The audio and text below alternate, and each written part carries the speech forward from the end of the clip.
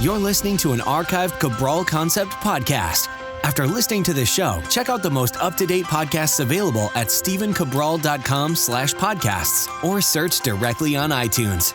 And now, welcome to the Cabral Concept, where board-certified naturopath and integrative health practitioner Dr. Stephen Cabral shares how he was diagnosed at the age of 17 with a life-altering illness and given no hope for recovery. It was only after studying and traveling all over the world did he discover how to combine ancient Ayurvedic healing practices with state-of-the-art naturopathic and functional medicine to fully rebalance the body and re-energize it with life. It's time to discover how to get well, lose weight, and finally feel alive again. And now, here's your host, Dr. Stephen Cabral. Thank you so much for joining me once again on our weekend house calls where we answer our community's questions each and every Saturday and Sunday.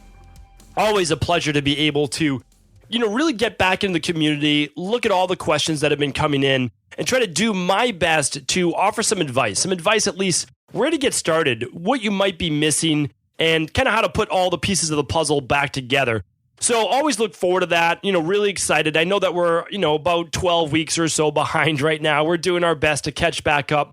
So what I want to do is I want to get right into today's show, right into the questions, and let you know that obviously anytime you have a question, we are here to help. We really are. You can email us at support@stephencabral.com. You could join our free Facebook group and get your questions answered there daily at cabralsupportgroup.com. Or I'm happy to personally answer your questions by writing into stephencabral.com/Ask Cabral. And that last area, the Ask Cabral, just keep in mind it will take probably about 8 to 12 weeks for me to answer these on the weekend house calls. But if you want me to personally answer that question, of course, I'm happy to do that over the podcast.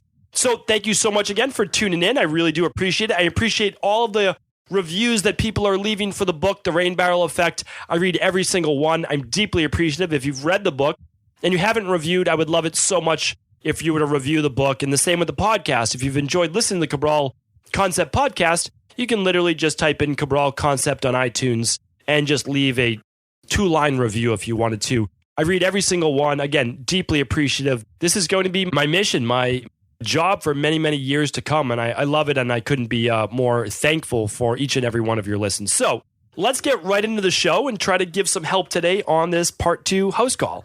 All right, Hayley's up first. She's asking, "Hi, Dr. Cabral. Thanks for all you do. I've listened to your recommendations on water filters and alkalizing water. However, I have a question about rainwater. I live in rural Australia where we have rainwater tank for our drinking water. I know rainwater is naturally acidic. Is this necessarily a bad thing? Ours is around a pH of 6. I know it's not the acidity of the food drinks that's the issue. It's the way our body responds and processes it. If you think of rainwater would be too acidic, how can we rectify it? Would a pinch of aluminium-free bicarb do the trick? Or would that have other negative implications? Thanks." All right, Hayley, this is a really easy one to answer. So all you want to do is purify that rainwater because there could be heavy metals in rainwater. There can be anything that essentially rises up out of the atmosphere into the clouds and then comes back down on us. I apologize about the sirens going on outside the window right now. So back to your question, Hayley. But after you filter that water, it's actually fairly easy to alkalize it naturally. And all you need to do is squeeze in some lime and do a pinch of Himalayan sea salt. That's really it. It's that easy. That will raise the pH of the water and also give you, and for the same reason, and give you back a lot of those great minerals. That is the best way to do it. Now, could you add a pinch of sodium bicarbonate, basically aluminum-free baking soda? You can, but you would not want to drink that around mealtime because that actually makes it very, very alkaline. So what I would say is instead of using the bicarb, just use the Himalayan sea salt and the lime, and literally you've just realkalized your water, you've remineralized it. That's what I'm recommending. Super simple and super healthy for you as well. That's what I do myself. All right, Suzanne's up next. "Hi, I'm interested in sorting out my health. I'm struggling with fatigue, anxiety problems, and thinning hair. I'm a 26-year-old woman. However, I live in Spain. Is it possible to take the health test from Spain? With ship and legislation and everything in advance. Thanks for the reply. Kind regards, Suzanne." All right. So, Suzanne, we work with anyone, anywhere in the world. Literally, you name it. We've worked on every continent right now that I could think of except for Antarctica. No one's contacted us yet from Antarctica, but maybe one day. So, yes, we can absolutely work with you, and we can often get you the lab test there, but we cannot, I'm trying to think, we can't ship supplements there yet. So what we do is we offer Well, I mean, obviously my policy, meaning that I formulate the products for Equilibrium Nutrition only for the products that I can't find. But we recommend all the top functional medicine brands of supplements, not obviously just the ones that I formulate for. That's for sure. We use just the best of the best. So what we do is we send you links for companies that will deliver to Spain. So yes, we can work with anyone, anywhere in the world. It's just on our actual store. We can't ship there. So you'd have to contact our office to become a private wellness client. When you become a private wellness client, either meeting with myself or one of my health coaches, that's when we can ship you the labs. Okay, hopefully that helps. Anonymous is up next. Anonymous is asking, hello, Dr. Cabral. I was recently diagnosed with esophageal cancer. The PET scan says it's not metastasized and that it's at the base of the esophagus. My questions are many. One, how did I get this? I have no family history of cancer. Basically typing on a computer screen and phone all day. Work out of my home. I am considered obese at 56, 6'1", 235. I'm now down 25 pounds and 209, so simply considered overweight. I've never smoked, drank alcohol, occasionally. Healthy diet, no soda, junk food, good home-cooked meals, occasional sweets, espressos, and teas. I've been on and off the gym for a number of years. Number 2, what can I do from a naturopathic angle? Number 3, and understanding everyone is different and you cannot diagnose my specific case. Radiation, chemo, and surgery, the only answer. I watched Cancer Can Be Killed on Amazon last night, and they discuss hypothermia, ozone therapy, naturopathic dietary alternatives that sound a lot better than traditional big 3. How proven are these other modalities? If I was your brother or father, what would you suggest? Thank you for all you do, doctor. Hoping you can provide some answers sooner than later. Anonymous. Anonymous, again, so sorry that this is coming in the end of February and that I'm just getting to your question now. I apologize. I don't know what I can do. I'm trying to figure it out, but I don't know what I can do to get the questions answered faster. Just literally, I run 4 different companies, my private practice and all the different things that we have going on, obviously with the book and all that. And then I answer the questions on the weekend. I don't know how to get them answered faster, except that when you ask them at cabralsupportgroup.com, we're able to give those answers. I just, have to let you know that we're not able to diagnose or obviously treat disease. And so I can't give you specific recommendations, but you asked, what would I do for myself or what would I do for my own family, my brother or father, if they were to get cancer? Well, I tell you this, that if it's not in its later stages, I would do everything that I could naturally. Now, again, this is me. I'm not giving you advice. This is me. I would do everything I could naturally, not to radiate my body and not to use chemotherapy, which essentially kills the entire body, hopes to kill the cancer first and not the body, right? The body, we try to keep it alive. And then what I would also do is look at the success. If 90% of cases are cured using a specific conventional medicine-based protocol and the 5-year life expectancy or greater is very high, well, then that could be a viable option, right? Because it obviously works. But if it's like 50-50, well, I don't know if I'd want to do that to my body. Again, that's me. Now, there are so many things that you can do. And last weekend, I referred everyone who's looking to figure out natural cancer-based therapy to go to cancertutor.com. Brilliant website, great website. They can talk to things about like vitamin B17. They can talk about getting your healthy numbers up. They can talk about doing something like our Candida bacterial overgrowth protocol, doing a Dr. Cabral detox, using saunas, doing coffee enemas, like looking at the Gerson Institute, going on more of a vegan-based diet, doing green juices, like all of these things, doing 5 pounds of carrots a day. Like these are all things that I use in my practice for cancer support. We call it cancer support because we're not treating or diagnosing disease, nor are we treating cancer. We're providing support for the body. And then hopefully the body will then be able to rid itself of these cancer cells. So that's essentially what we do. How you got it, I mean, nobody knows, right? I mean, that's not possible. We can say you were exposed to some type of environmental toxin. That's for sure. Like that's a possibility. You were drinking tap water that was contaminated with something. Being maybe 40, 50 pounds overweight can add it to more inflammation. Maybe you've been taking Prilosec or you've been taking some type of acid blocker and you didn't feel the actual enzymes because you shut off your acid and the lower esophageal sphincter in the stomach was left open and those enzymes or acid slowly came up and you couldn't feel it. So basically more of like a silent reflux and started to wear away and actually start to hurt and harm the cells of the esophagus. This is very common, right? With Barrett's esophageal and other types of cancer in the esophagus. And we know that if you're taking acid blockers, you're more prone to that. So again, these are all reasons why we're speculating right now. I can't give you a direct answer, but that's why I'm telling everybody right now, you have to work on all these things because when you have a little bit of acid reflux, you have a little bit of digestive-based issues and they lead to other things in the future. Anonymous, I want you to get yourself taken care of. What I would do is I would look for the best of natural medicine, And I would say if you need conventional medicine, well, then get that lined up and see how effective it is. For right now, that's the best answer I can give you on cancer-based treatment. One day I'll write a very, very large article on this, just pointing people in different directions. But for right now, cancertutor.com and a lot of things that I just mentioned are your way to go. All right, Travi wrote in, I have been taking your CBD oil for 25 days now. I get some indigestion. I really get indigestion. Is there anything I can do for that? Oh, and I love, love, love your podcast. I learned so much and slowly getting healthier. Sure, anyone who gets indigestion from any type of, well, they're obviously liquid drops. So what you want to do is, first of all, you want to hold them under your tongue. Usually it's for 2 minutes, and you literally just move it under your tongue, around your cheeks, and you let it absorb through your capillaries. So there's a couple things you could do. One is that you could literally put in 2 droppers under your tongue, keep it in your mouth for 10 minutes. Like literally just let it absorb through your capillaries, okay? All the way in, under the tongue, in your cheeks, almost like swish it around, but you don't want to mix too much saliva with it, so you just kind of get it in there. And then what you can do is you can actually spit out the rest of the oil if you want, because after 10 minutes, you'll have absorbed a lot of that into your actual capillaries, into your blood, and it will already have started working. That's a great way to do it. There's nothing wrong with that. Now, you might not be able to deal with like the hemp oil, the oil itself. And so what you would do is you'll just take that with some food first, meaning like you might get indigestion if it's on an empty stomach.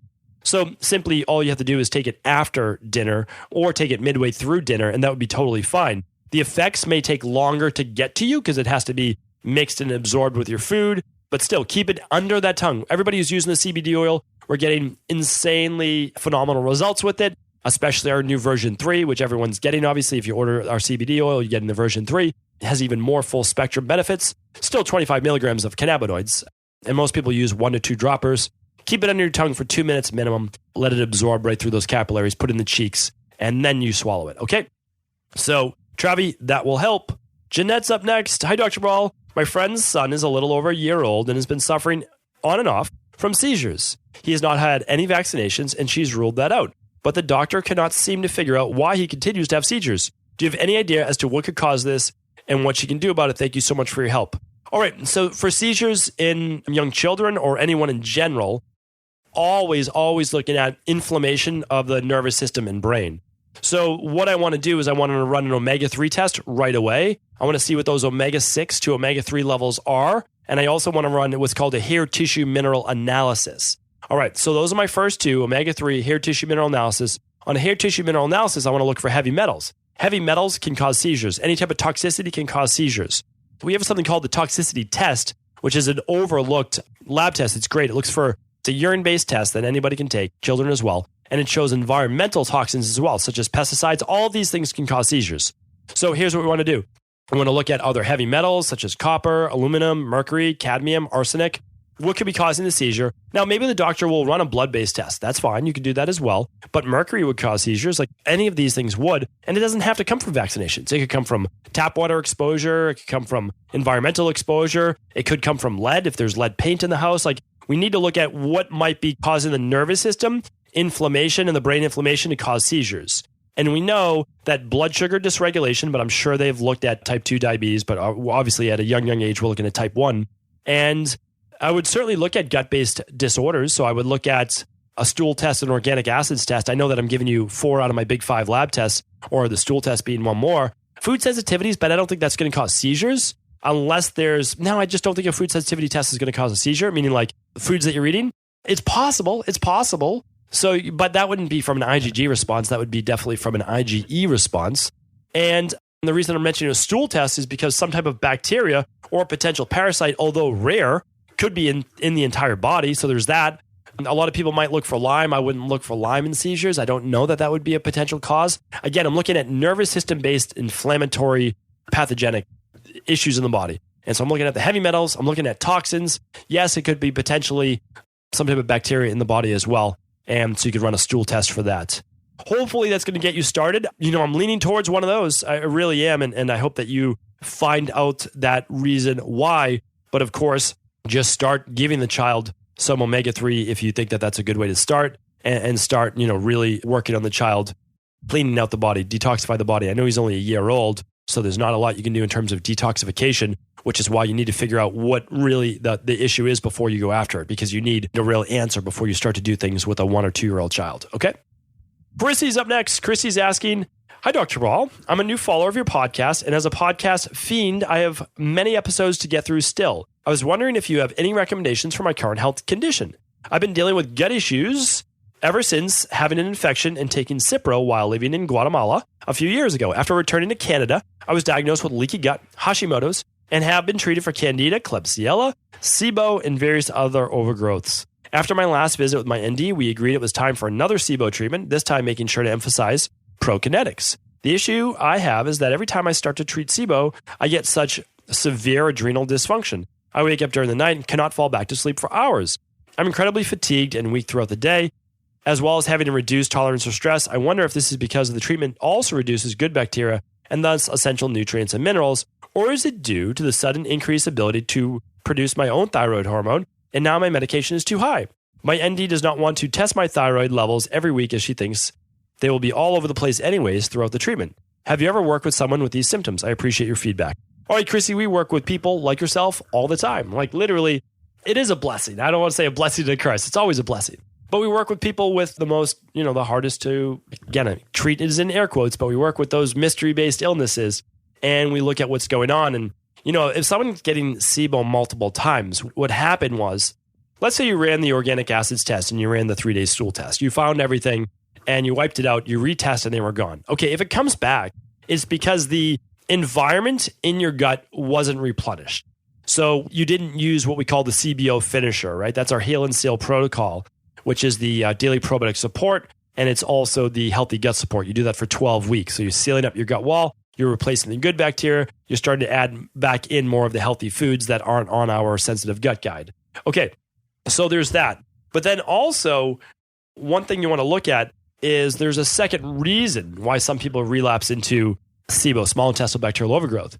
And that's because the ileocecal valve does not stay closed. And the only reason it really wouldn't stay closed is because of some type of chronic-based stress where that mechanism is essentially, it's almost locked open. So when your body's not in the parasympathetic, it's not in that rest and relax, heal and seal, then that valve isn't going to open and close how it naturally should. Now, it should open when the small intestine gives it a signal, meaning like the small intestine, the end of the ileum in the small intestine begins to become full of stool. And when it's moving through the small intestine, it says, okay, now it's time for the ileocecal valve to open. It basically just opens for a quick second and it allows the stool to move then into the cecum, the first part of the colon, and then close back up.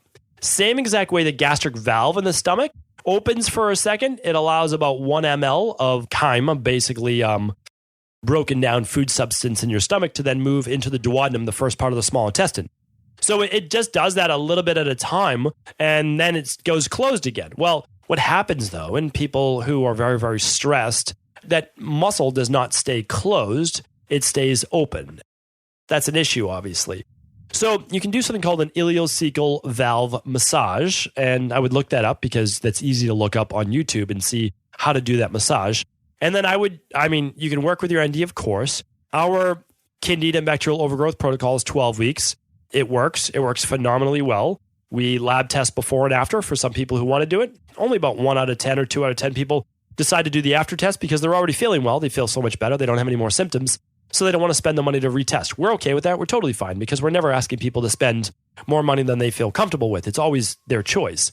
So that's that. And then why might you feel fatigued on all of the other items that you're taking? Well, one is that you could be having an actual die-off. So you could be having a Herxheimer reaction, which means your immune system's really working overtime now and your liver's working overtime to clean all of this stuff out of your gut and out of your blood. So that's one reason why. Or two, the herbs themselves that kill Candida and bacterial overgrowth maybe making you fatigued. And they do sometimes. They really do. And that one, you can be sensitive to them because you might have lectin-based sensitivities, and herbs obviously contain a lot of lectins. A lot of people don't know that. But when you're taking herbs, they contain a ton of lectins because they're plants. So that's an interesting thing. And sometimes you do have to go through that in order to get the end result. But a lot of times as well, you can actually change the herbal-based product to one you might be less sensitive to. So you can think about that and work with your naturopath on that. Hopefully that answered your question. I think that was pretty thorough. But if not, always happy to do a follow-up. So let me know. Okay, next question is from Tony. I've been listening to your podcast for a while now and finally decided to write in. I've just been diagnosed with pyroluria, and undermethylation, and couldn't seem to find any information in your podcast search in regards to both. I'm from Australia and not sure if this is a new term for it here or where I should turn for more information. Hopefully, you can shine some light on the diagnosis for me. Thank you, Tony. All right. So yes, I've actually mentioned both of these on the podcast before. And under methylation, we would have just called it MTHFR. So you can just type that into stevencabral.com/podcasts.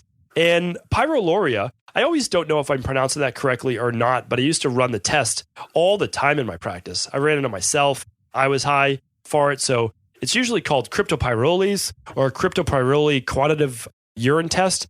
It's something that I used to order all the time. Why don't I order anymore? It's a couple $100 for me to order for people in my wellness practice. Is one specific test. I like big tests. That's why I like systematic nutritional supplements. I don't usually give people just ashwagandha, right? When you see my Adrenal Soothe product, it has phosphatidylserine, it has L-theanine, it has rhodiola, it has all these great products in them. And I don't need to just give you one. I like to work in synergists. And my lab test, if I'm going to run a lab test and you're going to be charged $100, $200, $300 or whatever it might be, well, I'm going to get you a ton of data. Like that's obviously my job. So when I'm running pyroluria or I'm running for cryptopyrroles, which is what we're testing for on a cryptopyrrole test, is that what are we really testing? We're looking to see if you have too little zinc in your body. And I know that I'm making light of it. Sometimes people get upset that I make light of subjects.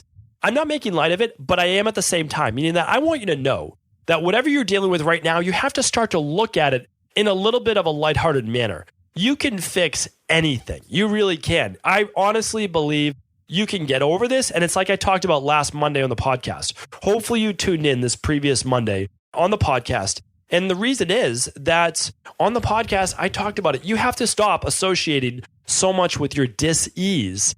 The only way that you're going to overcome it is if you tell yourself you are not your disease, you're a healthy human being who's currently dealing with this health issue that you will soon get over. So why don't I run this? I know that I'm going off on a tangent here. Under methylation, you can look that up my podcast. But with the cryptopyrrole, why don't I do it anymore? Because all I have to do is find out if you're low zinc or not. I can run that on an alkaline phosphatase test with blood work. I can see it on a hair tissue mineral analysis.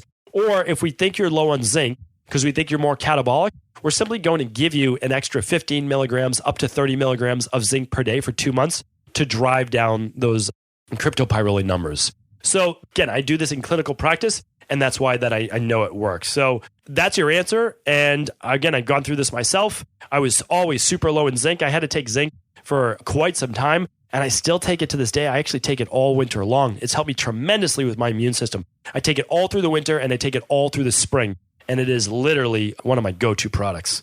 And look for it soon. We don't know if it'll be ready in June. It was literally supposed to be ready this month, but look for it in late June or maybe in June. We'll see if we get lucky with our manufacturer, because we manufacture, again, the best products available. And I specifically bind my zinc to something special. So you'll see it soon. It's a really balanced zinc as well. We'll talk about that a little later. All right. Let's see. Let's get one more question in. Christine's up next. Hi, do you still offer the Healthy Gut Protocol, the powder and the probiotic, as a package? I bought it in September, and I'm recommending it to a friend, but cannot find it. I only see it in your store as sold separately. Thank you. Okay, Christine, this is a great question. Always write into support@stevencabral.com or write into support@equilibriumnutrition.com for product questions. You can ask this question at cabralsupportgroup.com. You wrote this end of February, early March. I'm getting to you many weeks later, right? So this is not for customer support. It says that on the Ask Cabral page. It really does. I'm trying to be mean, but I want you to let you know that it says not for customer support on this page. And the reason is that you're not going to get an answer for 2 to 3 months. And I don't want you to wait that long for this question. Yes, we sell it. It's one of our most popular things that we sell. The Healthy Gut Protocol is the daily probiotic support with the Healthy Gut support. And what that does is at the end of a Candida-based protocol, or if you're like me, you use it 2 to 3 times a year just to keep your gut wall healthy and closed, because we're always being exposed to things, right? Like I go to a restaurant and I'm drinking their water with their ice and it has all sorts of things in it, you know? So what I do is I use that to keep my gut wall sealed closed. It's essentially the Healthy Gut Support powder that feeds the good villi in your intestines, and it helps to keep that gut wall closed. And then I take the daily probiotic support every day as part of the Dr. Cabral daily protocol that I use. If you haven't heard of that, then simply go to today's podcast, and that is at stevencabral.com/842. stevencabral.com/842. It has been a pleasure, as always, answering your questions. I really do appreciate that. I mean that. I appreciate each and every one of your listens. Thank you so much for your support. I hope you've had an amazing weekend, and stay tuned tomorrow for our Motivation and Mindset Monday. We're going to get the week started off right. Are you ready to heal yourself and then go on to heal others? If so, the Integrative Health Practitioner Institute can help you discover proven functional medicine protocols that blend the best of 7 different healing disciplines from around the world. I personally share with you the exact handouts and protocols I use in my private practice that enable people to get well, lose the weight, and live longer, stronger. I want to pass this information on to the next generation of health coaches, and that is exactly why I created IHP. We are the future of the health coaching industry, and the skills and knowledge you will learn will make you an in-demand certified health coach anywhere in the world. Although we have many medical professionals taking the IHP certifications, no experience is necessary, and half our members have no previous health certifications. At the Integrative Health Practitioner Institute, our motto is a health coach in every home. Our goal is that you take this knowledge and then share it with family, friends, loved ones, your community, or in a practice where you create a career you love and can be proud of. The global IHP community is filled with some of the most kind and caring people in the world, and we can't wait to welcome you into our world soon. For more information or to set up a discovery call with one of our IHP Health Coach graduates, simply head over to integrativehealthpractitioner.org.